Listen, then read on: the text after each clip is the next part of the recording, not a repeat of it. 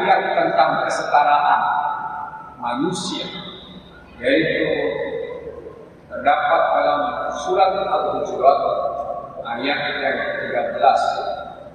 Ya ayyuhan nas, inna khalaqnakum min dzakarin wa untha wa ja'alnakum syu'uban wa qabaila lita'arafu inna akramakum indallahi atqakum. Wahai manusia, sesungguhnya kami telah menciptakan kalian dari seorang laki-laki, Adam alaihissalam, dan seorang wanita, Siti Hawa. Kemudian kami jadikan kalian bersuku-suku atau banyak suku, berbangsa-bangsa dalam banyak bangsa, bukan untuk saling takut dan menemukan diri, tapi lita'arafu, untuk saling mengenal, untuk saling memahami. Inna akramakum indallahi atqakum. Sesungguhnya manusia yang paling mulia di sisi Allah adalah manusia yang paling bertakwa. Makanya tujuan puasa dalam surat Al-Baqarah ayat 183 diakhiri dengan la'allakum tattaqun, dengan harapan semoga kalian menjadi orang yang bertakwa. Karena parameter kemuliaan di sisi Allah bukan karena harta, bukan karena pangkat, bukan karena jabatan, bukan karena warna kulit, bukan karena keturunan, bukan, tapi karena takwa.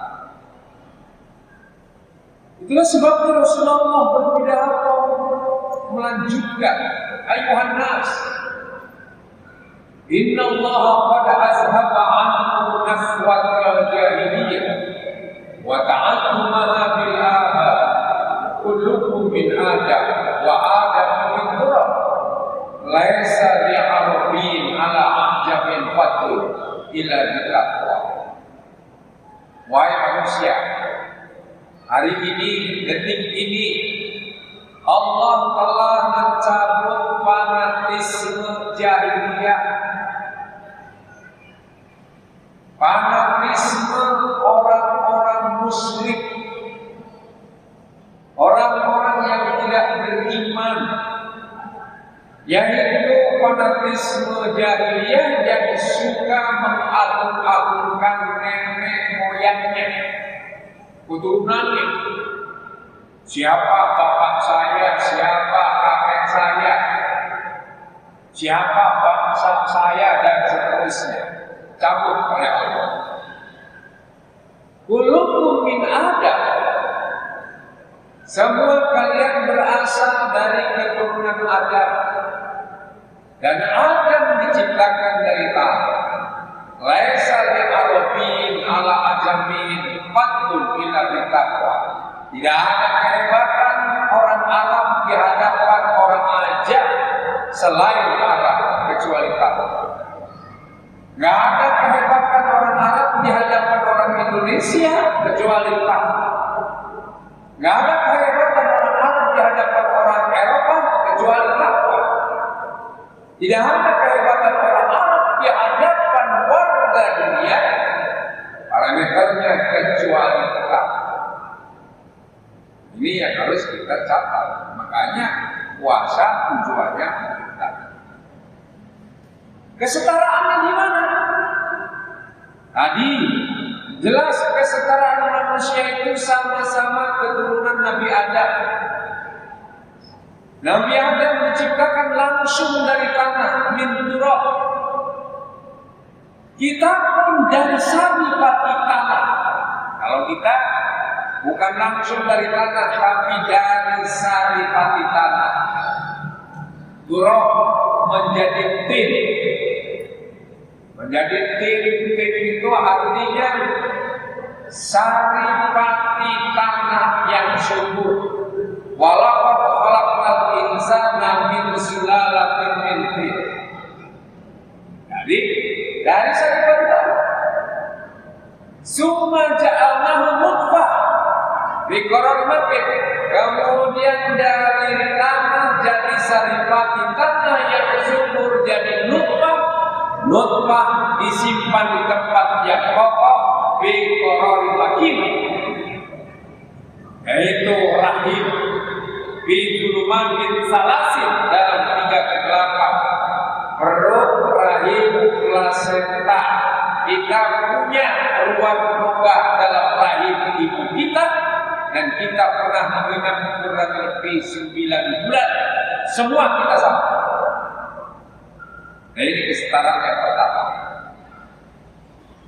Apalagi orang yang suka berlaku keturunan, kenapa? Allah sendiri menyatakan, ya, wa a'lamu bikum id ansha'akum minal ardi wa id antum ajinnatun fi butuni ummatikum. Surat An-Najm ayat yang ke-32. Allah Maha mengetahui terkait kamu dikala kamu diciptakan dari tanah. Allah tanahnya aja tahu. Ada tanah lapang, ada tanah kebun, ada tanah sawah, ada tanah hutan, ada tanah kolam, ada tanah sengketa. Allah tahu. Jangan-jangan kita diciptakan dari tanah belakang rumah orang tua kita.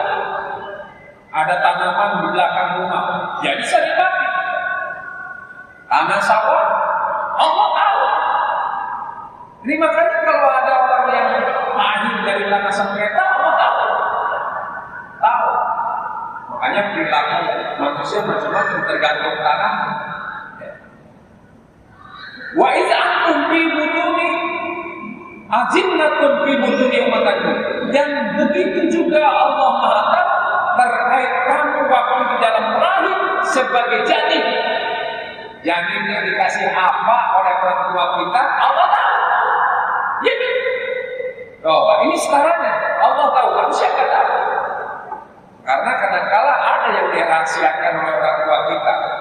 Orang tua kita kadang-kala di kampung ngidam. Lagi ngidam, tengah malam ingin jambu. Beli jambu ke pasar jauh. Begitu keluar ada jambu tetangga, petik. Jadi petik dulu baru besoknya permisinya setelah dipetik. Tidak mustahil seperti itu. Nah, makanya hati-hati. Fala tuzaku anfusakum. Jangan menganggap dirimu paling bersih, suci, jangan. Karena hanya Allah wa a'lamu biman ittaqa. Hanya Allah yang tahu siapa di antara kita yang bersih hatinya, hanya Allah. Jadi kalau ada orang yang sok-sokan menganggap bersih, itu namanya bahlul. Berarti nggak ngerti dengan kesetaraan manusia. Yang kedua, di mana letak kesetaraan manusia? Kesetaraan manusia itu dipraktekkan dalam Islam. Ya, termasuk dalam sholat. Ini siapapun yang datang duluan boleh besok paling depan. Nah, kesetaraan. Siapa yang paling depan? Siapa yang lebih duluan? Silakan. Atau di Masjid Istiqlal, atau di Baitur Rahman, Baitur Rahim di Istana Baitur Rahman, di kantor Wapres, paling-paling yang tengah aja yang dikosongkan, nggak boleh. Tapi kanan kiri boleh. Itu namanya kan kesetaraan. Kesetaraan di mana? Yang kedua, kesetaraan itu secara substantif, manusia itu dikaruniai kudrah lita'allumi wal ma'rifah. Manusia itu punya kesetaraan, kemampuan untuk belajar dan paham. Oh, setara. Manusia dikasih akal sama. Entah itu orang Papua, entah itu orang Batak, entah orang Sunda, entah itu orang Bali, entah itu orang manapun, otaknya sama, punya kemampuan untuk belajar. Makanya Indonesia merdeka, salah satu tujuannya untuk mencerdaskan bangsa Indonesia. itulah sebabnya tidak boleh ada warga Indonesia yang ke sekolah. Kalau ada yang ke sekolah, yang dosa pemimpinnya. Karena semua bisa belajar, bisa paham, bisa belajar, bisa paham siapapun. Orang Papua yang kulitnya hitam, orang Afrika yang kulitnya hitam, kalau belajar, bisa S1, S2, S3, dan seterusnya. Makanya ulama dan imam rata-rata di Masjidil Haram rata-rata itu berkulit hitam. Coba lihat imam-imam Masjidil Haram, Imam Masjid Nabawi hitam, rata-rata hitam. Nah ini bisa kenapa? Karena orang punya kemampuan yang sama, belajar dan paham. Makanya dakwah dalam Islam memberikan pemahaman, namanya tabyin, penjelasan, termasuk Nabi Musa, walaqad ja'akum Musa bil bayyinat, sungguh telah datang kepada kalian Bani Israel Musa alaihissalam membawa penjelasan. Jadi kalau rumah tangga ingin tentram, suami itu mau kemana pun harus ngasih penjelasan supaya paham. Kalau nggak ngasih penjelasan, perempuan itu gampang tersinggung. Beneran. Makanya penjelasan mau kentut aja nih harus jelasin dulu. Maaf ya, saya keburu mau kentut gitu kan. Udah nggak akan marah. Tapi kalau langsung kentut, wah, dianggap direndahkan. Kalau kita mau buang angin itu penjelasan. Jadi butuh perempuan itu, makanya Al-Quran mengatakan wa ashiruhunna bil ma'ruf. Bergaulilah istrimu dengan penuh pemahaman. Nah itu kunci.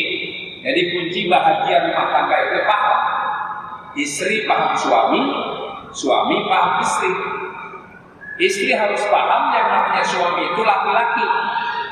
Yang namanya laki-laki itu akalnya banyak, perasaannya miskin. Ya, kalau menurut Hasan Al-Basri menukil riwayat Nabi katanya, yang namanya laki-laki itu akalnya 9, perasaannya 1. Jadi kalau punya suami cuek, bebek, emang dari sononya biar ganti suami tiap seminggu sekali atau setelah idah, sama saja dapatnya suami yang cuek. Beneran itu. Nah, itu harus paham. Oh, kata Pak Ustadz, memang namanya, jadi nggak usah ngadu-ngadu sama teman, tetangga, coba suami saya mau cuek banget. Ntar kata temannya, emang suami saya juga cuek. Ya. Kenapa? Karena perasaannya miskin. Tuh, harus paham. Sebaliknya laki-laki harus paham perempuan. Istri kita itu perempuan. Yang namanya perempuan itu kaya dengan perasaan sampai 9, akalnya cuma 1. Karena kurang akalnya, dikit-dikit marah, dikit-dikit cemburu. Nah, itu perempuan. Dimarahi dikit, pulangkan saja ke rumah orang tuaku. 1000 kali tiap hari menyatakan minta dipulangkan, nggak usah diladeni.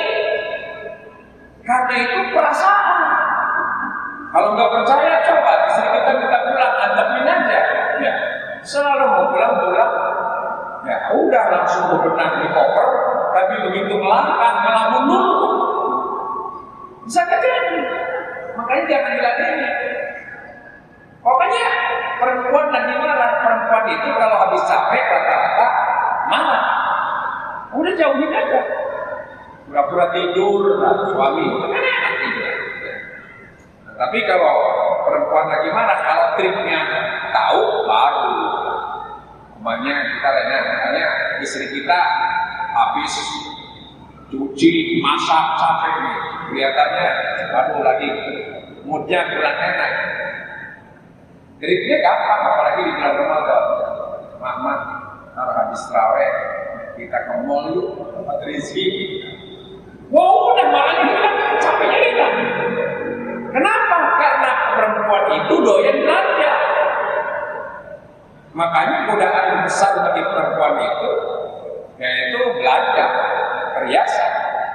Kalau laki-laki, ya godaan yang keberatan, yang memakai perhiasan, itu beda. Jadi itu kalau sama-sama maklum, itu enak gitu. Lita'arobu namanya. Masyaallah, itu yang kedua. Yang ketiga, di mana letak kesetaraan manusia? Manusia itu disebut makhluk ya mumayyiz, mukhtar. Karena tadi dengan akalnya, pemahamannya manusia mumayyiz, bisa membedakan mana yang baik, mana yang buruk, mana yang halal, mana yang haram, mana yang manfaat, mana yang tidak. Nah, karena itu mukhtar, punya kebebasan untuk memilih berdasarkan pertimbangan. Makanya baik buruk itu tergantung inputnya. Inputnya, itulah agama memberikan input yang positif, ya, sehingga tajam, nuraninya tajam, spiritualnya tajam, beda. Oh, kalau kita memilih kemana nih? Pilih anggota dewan ini, kayaknya ini orang muta'alliq dengan masjid ini yang kita pilih. Dan kalau ada caleg yang kerjanya di bar, ini nggak bagus, jangan dipilih. Gitu. Coba kalau umat Islam punya ketajaman mumayyiz dan bertar seperti itu, nanti yang bercokol di Senayan, yang bercokol di provinsi, yang bercokol di kota atau di kabupaten, kan orang-orang yang keren. Semuanya orientasinya bagus. Ini penting. Saya kasih tahu itu penting. Nah, rahasia ya. Tapi penting ini bahwa manusia itu mumayyiz, memilih apa aja, memilih istri, mumayyiz, memilih pekerjaan, memilih profesi, memilih tempat tinggal, memilih apapun, memilih teman, mau berteman dengan siapa, mukhtar. Nah, ini kesetaraan ya ketiga. Yang keempat, manusia itu punya kesetaraan dalam persoalan tanggung jawab, al-mas'uliyah wal jazaa, segala pilihan berkonsekuensi di pertanggungjawaban di hadapan Allah. Jadi sesungguhnya dalam teori hukum yang namanya manusia itu, warga Indonesia itu namanya apa? Namanya equality before the law. Manusia itu sama, di dalam mata hukum sama. Bertanggung jawab apalagi di akhirat. Kalau di dunia kan aparat hukumnya yang pilih-pilih, dia tajam ke bawah, tumpul ke atas. Padahal filosofis hukumnya warga rakyat itu di mata hukum equal, sama. Apalagi bertanggung jawab ya. Jadi kita itu makanya hidup itu bukan lama. Kita punya istri dipertanggungjawabkan di hadapan Allah. Kita punya anak dipertanggungjawabkan di hadapan Allah. Kita punya ilmu dipertanggungjawabkan di hadapan Allah. Kita punya jabatan akan diminta pertanggungjawaban di hadapan Allah. Kalau kata Nabi, kullukum ra'in wa kullukum mas'ulun an ra'iyatihi. Setiap kalian pemegang amanah atau pemimpin, dan setiap pemimpin akan dimintai pertanggungjawabannya di akhirat kelak. Coba, keren Islam itu. Yang kelima, karena semua ada pertanggungjawaban, dagang dipertanggungjawabkan, buruh dipertanggungjawabkan, presiden dipertanggungjawabkan, gubernur dipertanggungjawabkan, anggota dewan dipertanggungjawabkan, dosen dipertanggungjawabkan, polisi, TNI dipertanggungjawabkan, termasuk aparat hukum dipertanggungjawabkan di hadapan Allah. Karena itu apa? Yang kelima, al-muhimmatul uliya ibadatullah. Nah, disinilah takwanya. Misi hidup yang tertinggi harus merias diri kita, tanamkan dalam diri kita misi atau tujuan hidup yang tertinggi, ibadah kepada Allah. Kita jadi pedagang niatnya karena Allah untuk cari nafkah, memberikan nafkah anak istri, sandang pangan papan kesehatan pendidikan. Kita jadi pegawai negeri pun niatnya karena Allah. Kita profesi apapun karena Allah. Apalagi menjadi dai, mubalik, kiai harus benar-benar karena Allah. Memang ada mubalik kiai yang bukan karena Allah, banyak. Makanya pasang tarik kan. Ya, kalau nggak ada persempat dulu sekian juta nggak bakalan datang. Nah itu bukan karena Allah. Nanti rezekinya dibatasi oleh Allah cuma segitu. Mudah aja, apapun karena Allah.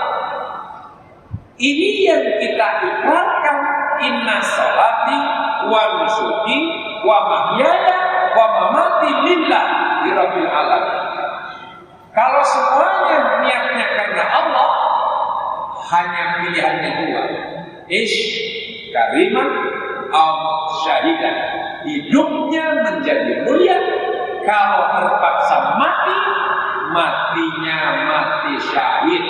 Orang mati syahid masuk ke surga dan mengucapkan alhamdulillahilladzi azhaba anal hajat.